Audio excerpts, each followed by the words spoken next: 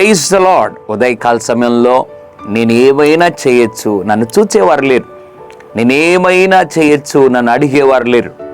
నేను ఎక్కడికైనా పోవచ్చు, ఎవరు నన్ను చూడరు, అడగరు.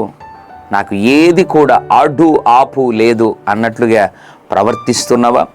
ఎవరు చెప్పినా నేను వినను, వినాల్సిన అక్కర్లేదు. నా జీవితం నా ఇష్టం. ఇంతకీ నేను ఏమై ఉన్నానో, నేను ఏ క్రియలు చేస్తున్నానో, నా పాపాలేంటో ఇంతకీ నా ఇంట్లో వారికి, నా బంధువులకు, స్నేహితులకు ఎవరికి తెలియదు. నేను అందరికీ మరుగుగా ఉన్నాను అని అనుకుంటున్నావా? దేవుని బిడ్డ, ఉదయకాల సమయంలో దేవుడు జ్ఞాపకం చేస్తున్నాడు. ప్రకటన గ్రంథంలో 7 సంఘాలు ఉన్నాయి. ఆ 7 సంఘాలలో ఒక సంఘం సార్దీస్ అనబడినటువంటి సంఘంతో ప్రభు అంటున్నాడు, ప్రకటన గ్రంథం 3వ అధ్యాయం 1వ వచనంలో అంటున్నాడు, నీ క్రియలను నేను ఎరుగుదును. దేవుని బిడ్డలారా, అవును, దేవుడు సార్దీస్తో మాత్రమే కాదు, ఆ మాట మనందరితో మాట్లాడుతున్నాడు. నీ క్రియలను నేను ఎరుగుదును. భార్యకు తెలియకుండా చేస్తున్నావు చూసారా, అది ప్రభువుకి తెలుసు.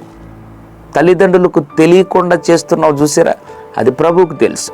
దేవుని బిడ్డలారా, నీ జీవితంలో ఎవరికి తెలియకుండా నువ్వు చేస్తున్నప్పటికీ, ఎవరికి తెలియదు అనుకుంటున్నప్పటికీ దేవునికి సర్వము తెలుసు.